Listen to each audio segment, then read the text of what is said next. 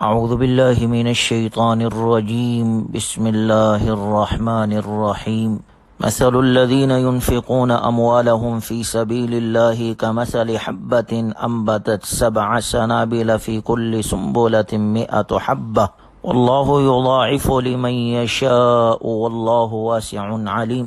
یہ سورہ بقرہ کا 36واں رکوع ہے جس میں انفاق فی سبیل اللہ کا ذکر ہے۔ دین اسلام انسانیت، انفاق فی سبیل اللہ، اخوت اور محبت اور فضل و احسان کا دین ہے۔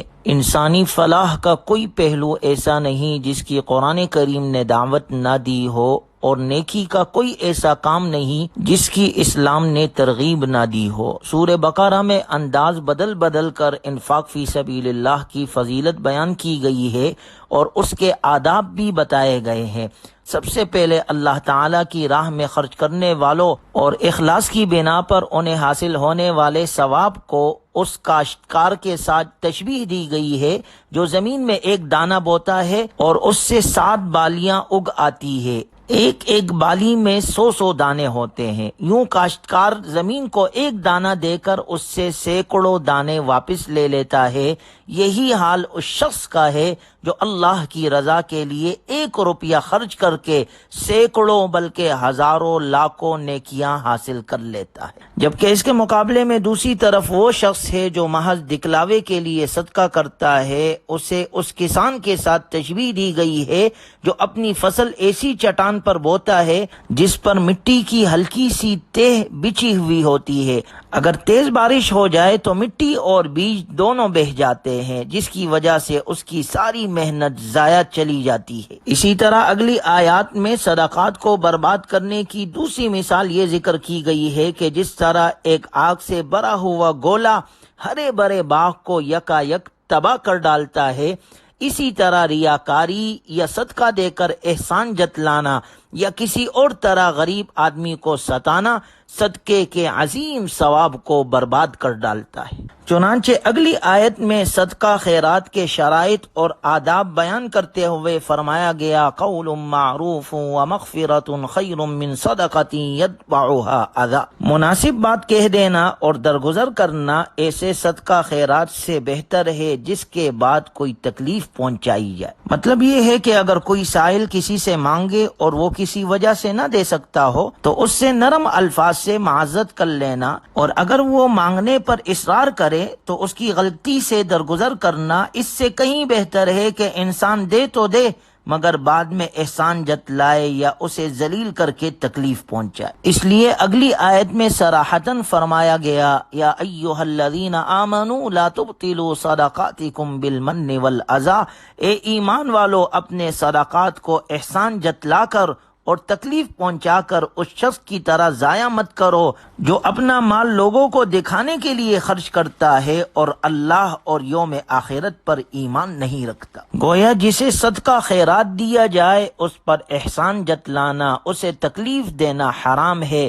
آپ علیہ الصلوۃ والسلام نے فرمایا کہ 3 آدمی جنت میں داخل نہیں ہو سکتے، ان میں سے ایک احسان جتلانے والا بھی ہے۔ بہت سے لوگوں کی جو یہ عادت ہوتی ہے کہ تھوڑا بہت صدقہ دے کر لوگوں پر احسان جتلاتے ہیں، جن لوگوں کو کچھ دیا ہو اور خاص طور پر اگر وہ رشتہ دار ہے یا اپنے شہر کے رہنے والے ہیں تو ایسے لوگوں پر احسان جتلا کر اپنا ثواب باطل کر دیتے ہیں، اور بعض مرتبہ یہ بھی ہوتا ہے کہ ان کو حقارت کی نظر سے دیکھتے ہیں۔ تو اس طرح عمل کرنے سے انسان کے اعمال اور نیکیاں ضائع ہو جاتی ہے، اور سب سے زیادہ بدنصیب شخص وہ ہے جسے قیامت کے دن اطلاع ملے گی کہ اس کا صدقہ خیرات اور دوسرے نیک اعمال دنیا ہی میں ضائع ہو گئے ہیں۔ اب اس کے نامہ اعمال میں کوئی بھی ایسی نیکی نہیں جو اس کے کام آ سکے۔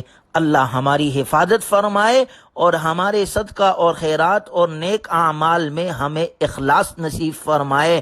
اللہ تعالی ہمیں دکھلاوے سے، ریاکاری سے اور احسان جتلانے سے محفوظ فرمائے، اور ہمارے نیکیوں کو اللہ ہمارے لیے نجات کا ذریعہ بنائے۔ چنانچہ 37ویں رکوع میں اللہ کی رضا کے لیے عمدہ مال خرچ کرنے کا حکم دیا گیا ہے۔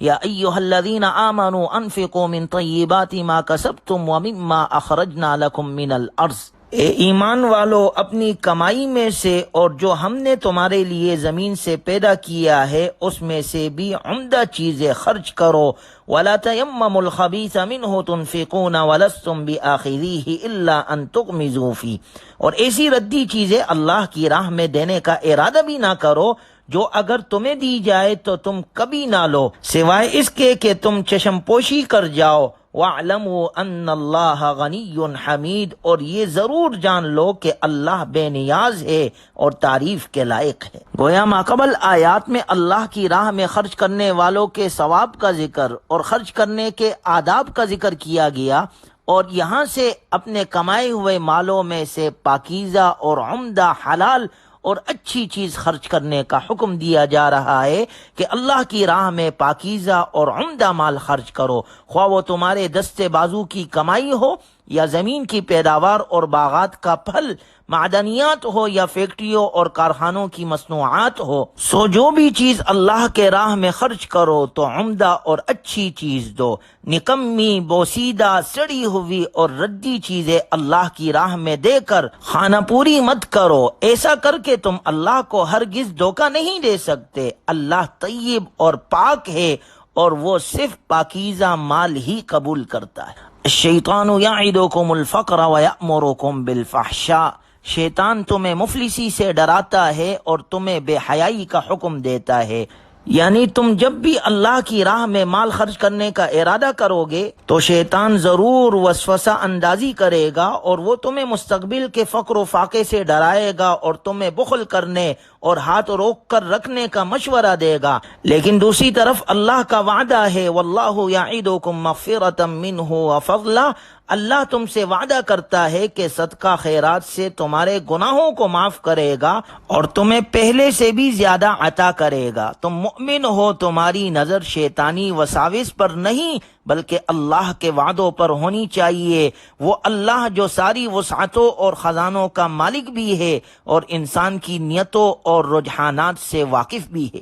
وہ اپنے بندوں کو ظاہری اور مادی نعمتیں ہی نہیں باطنی اور روحانی نعمتیں بھی عطا کرتا ہے، جن میں سے سب سے بڑی نعمت حکمت ہے۔ یؤتی الحکمت من یشاء ومن یؤت الحکمت فقد اوتی خیرا کثیرا، وہ حکمت دیتا ہے جس کو چاہتا ہے اور جس کو حکمت دی گئی اسے خوب زیادہ خیر عطا کی گئی۔